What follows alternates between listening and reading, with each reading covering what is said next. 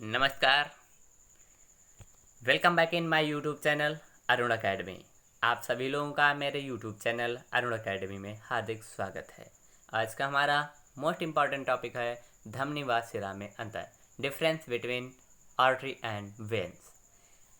कई बार बोर्ड की परीक्षाओं में क्वेश्चन पूछा गया है, इसलिए वीडियो को ध्यानपूर्वक और अंत तक जरूर देखिएगा। ठीक है, तो चलिए स्टार्ट करते हैं हम पहला अंतर। पहला अंतर क्या होता है धमनी व सिरा में देखते हैं।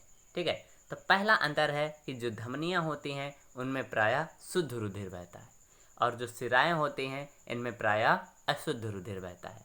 लेकिन यहाँ पर एक मोस्ट इम्पॉर्टेंट क्वेश्चन बनता है कि किस धमनी में अशुद्ध रुधिर बहता है। ठीक है, और दूसरा क्वेश्चन ये बनता है कि किस सिरा में शुद्ध रुधिर बहता है। ये दोनों अपवाद हैं। ठीक है, चलिए देखते हैं फिर से पुनः एक बार ट्राई करते हैं कि ताकि कंफ्यूज ना हो। जो धमनी होती हैं इसमें शुद्ध रुधिर बहता है, लेकिन ब्रैकेट में यहाँ पर हमने लिखा है पल्मोनरी धमनी को छोड़कर। ठीक है, क्योंकि पल्मोनरी जो धमनी होती है उसमें सदैव अशुद्ध रुधिर बहता है। ठीक है, ये अपवाद है।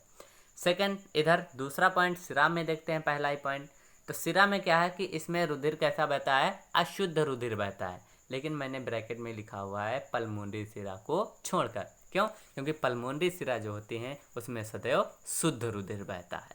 ठीक है, तो ये दो यहाँ पर क्रॉस क्वेश्चन बनते हैं कि पहला क्वेश्चन ये कि किस धमनी में अशुद्ध रुधिर बहता है, तो आंसर लिख देंगे हम पल्मोनरी धमनी में। ठीक है, और दूसरा क्रॉस क्वेश्चन ये बनता है कि किस सिरा में शुद्ध रुधिर बहता है, तो वहाँ पर हम क्या लिख देंगे, पल्मोनरी सिरा में। ठीक है, चलिए सेकेंड अंतर, दूसरा अंतर देखते हैं।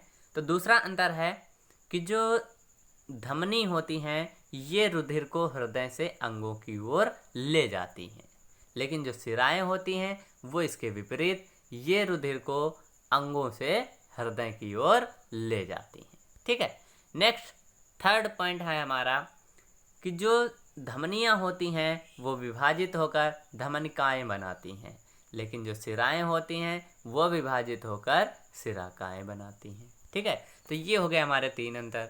चौथे अंतर के बारे में हम बात करते हैं। तो चौथा अंतर है हमारा कि जो धमनी होती हैं इनकी भित्ति मोटी होती है और जो सिराएं होती हैं इनकी भित्ति पतली होती है। ठीक है, अगला पॉइंट है हमारा कि जो धमनियाँ होती हैं इनमें रुधिर अधिक दबाव के साथ बहता है। ठीक है, क्योंकि इनकी भित्ति मोटी होती है और जिनकी भित्ति मोटी होगी उसके अंदर स्पेस कम होगा, इसलिए रुधिर कम दबाव के साथ बहता है। लेकिन जो सिराएं होती हैं इनमें रुधिर कम दबाव के साथ में बहता है। ठीक है, क्योंकि इनकी भित्ति पतली होती है, ऐसे भी आप कह सकते हैं। नेक्स्ट अगला पॉइंट है कि जो धमनी होती हैं इनमें कपाट नहीं पाए जाते हैं, अनुपस्थित होते हैं या फिर नहीं पाए जाते हैं। सिरा जो होती हैं उनमें कपाट पाए जाते हैं। ठीक है, नेक्स्ट अगला पॉइंट है हमारा कि जो धमनी होती हैं इनकी गुहा सकरी होती है। ठीक है, गुहा सकरी क्यों होती है, क्योंकि इनकी भित्ति मोटी होती है जिसके कारण इनकी गुहा सकरी होती है। ठीक है, सिराएं जो होती हैं इनकी गुहा कैसी होती है, चौड़ी होती है। ठीक है, क्योंकि इनकी भित्ति कैसी होती है, प्रायः पतली होती है। ठीक है, लास्ट पॉइंट है हमारा, लास्ट पॉइंट है कि ये जो धमनी होती हैं ये त्वचा से गहराई में स्थित होती हैं, अर्थात ये त्वचा के पास या समीप नहीं पाई जाती हैं, ये त्वचा से कुछ गहराई में स्थित होती हैं। लेकिन जो सिराएं होती हैं ये त्वचा के समीप यानी पास में ही स्थित होती हैं। ठीक है, तो ये रहा हमारा आज का मोस्ट इम्पॉर्टेंट क्वेश्चन।